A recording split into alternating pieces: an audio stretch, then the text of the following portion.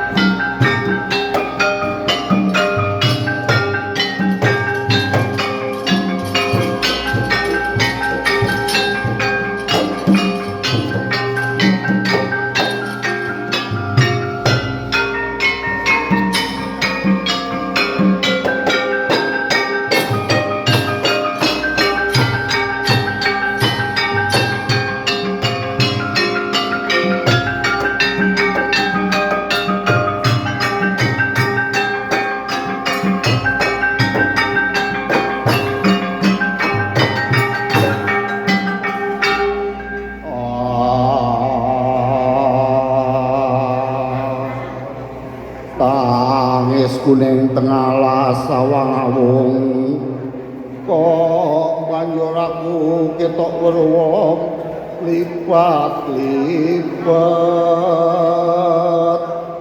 jajale tak delokke sapa kuwi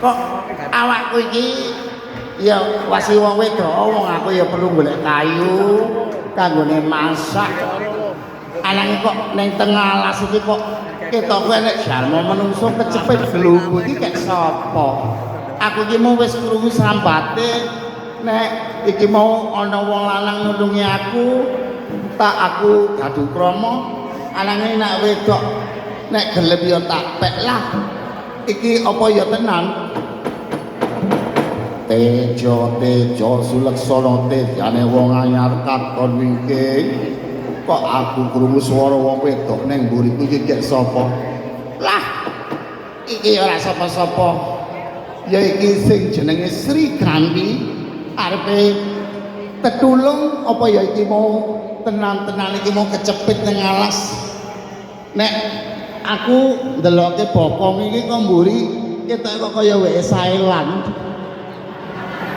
iya tek Thailand yang ngene iki to wong iki wong seneng mlaku wae mulane bokonge ora tepos jendol iki nak Thailand aku ya watake ya gelem borak ngono ning tak jajal tak takoni yen ora kleru iki sapa ngono kowe iki jalma manungsa lanang ketoke tak sawang komburi lan kowe iki kena apa kok iso kaya mengkono aku yen ora liya ya iki jenenge Permati Janaka biyen aku nom-nome Permati saiki aku Janaka aku babat tengah alas iki kanggo jembarake sanak kadang bisa ngupamonan ananging ing iki kok kupingku kecepit glugu loro iki aku ora bisa nguwatani bisa nguculi iki mau glugu loro ananging pancen dasar nyata aku sumbar yen ana wong lanang nulungi aku bakal tak aku sedulur ananging yen wong wedok bakal tak aku jodohku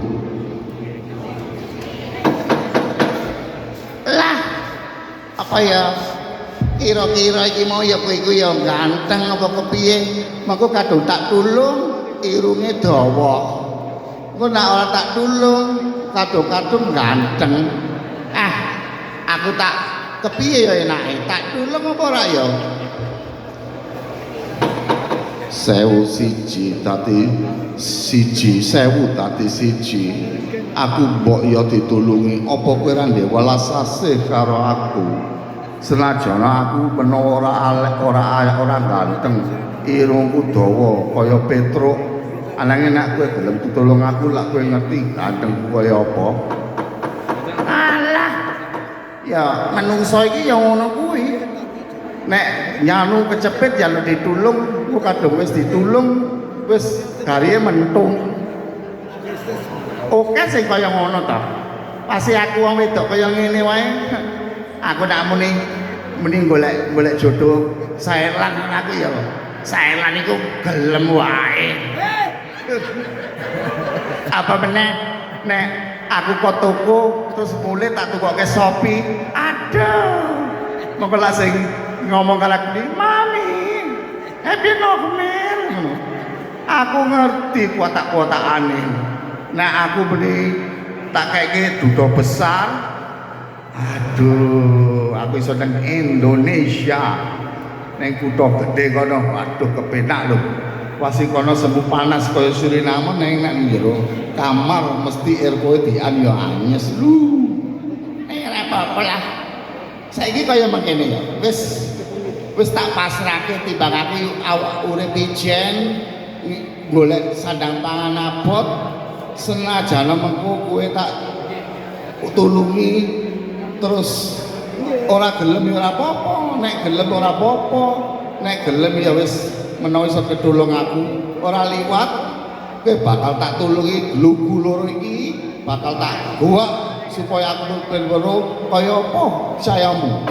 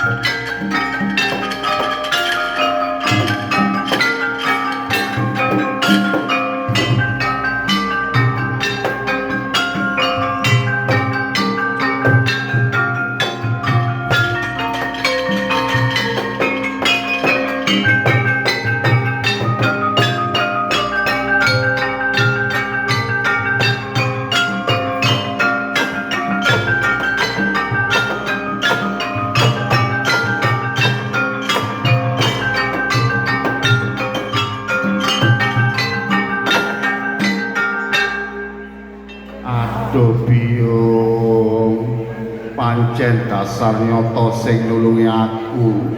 Ayune kaya widodari kaya ngene. Dasar awake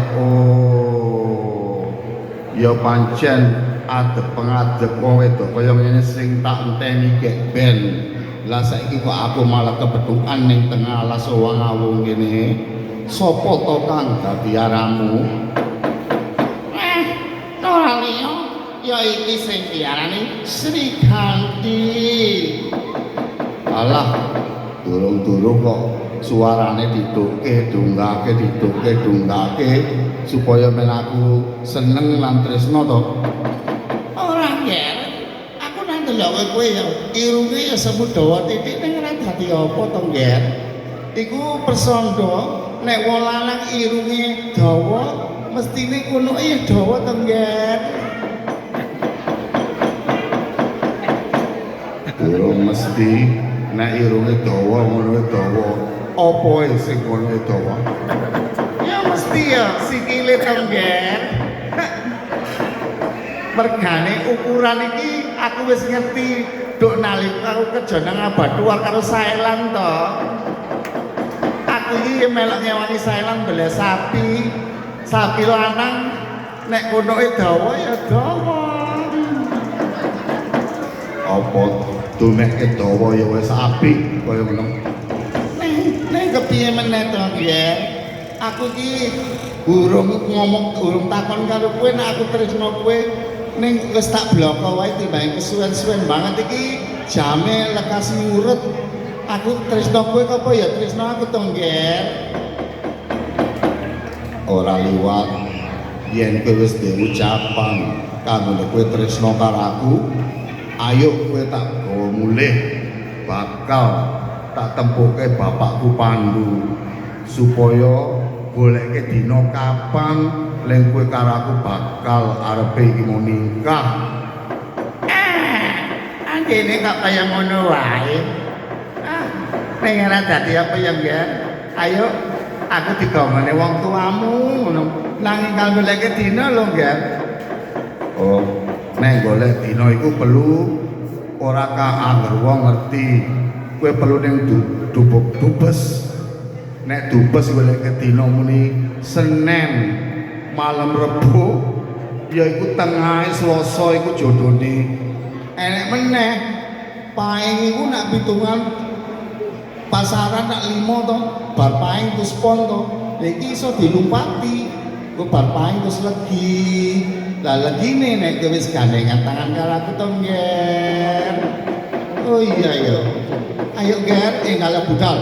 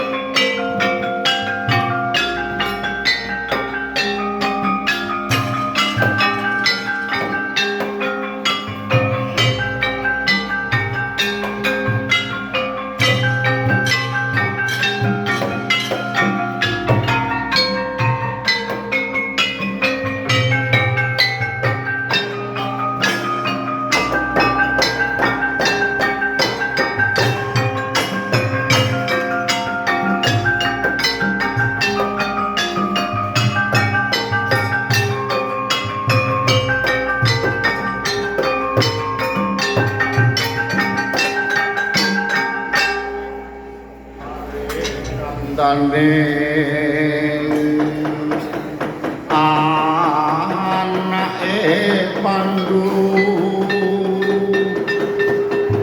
padha teka ning ngarsa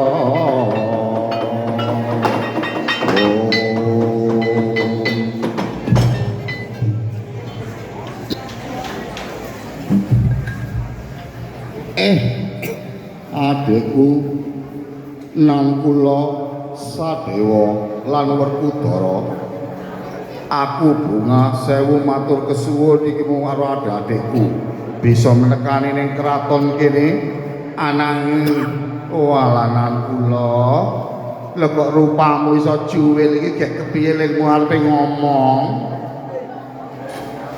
kakangku Puntadewa senajan rupaku juwil aku jek iso ngomong iki pancen arep tak duduke karo Dubes supaya Dubes duwe welas asih karo aku banjur dikeki wayang sak kotak supaya Suriname iki unggul derajate meneh bisa ngenengke kabudayaan terus nek dikeki awake dhewe wayang sak kotak ora wae dalang Joni ora Joni kena main-main anange wis sak Suriname tibae wong Jawa kabeh sak Suriname nek nonton aku malah ganteng to dadine adewe iso Bunga Sewu matur kesuwun karo wong sing neng Indonesia kabeh lantaran sangka Dubes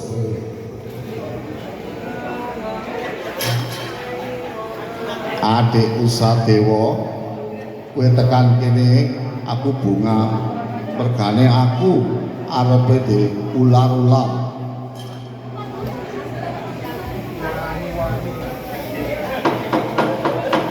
ular-ular apa to kakang barep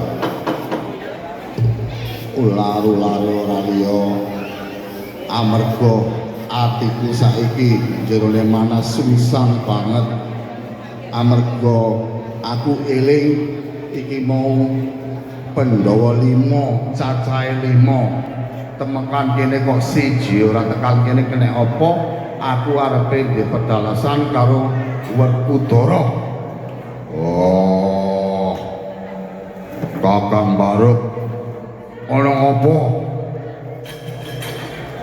Dik Werkudara awake dhewe iki neng iki runtung-runtung cacahe 5 banjur saiki adikku nomor 3 Janaka kek nendi ing wektu iki oh iku Janaka iku pendak dina senenge lunga wae ora gelem ngaritke sapi sak piturute kebo-kebo malah ditekke didol kabeh mergane susu medhok iya wis lumrah nek upama iki mundhok selikur iku kabeh nek netes ora padha mula kabeh duwe bagian dhewe-dhewe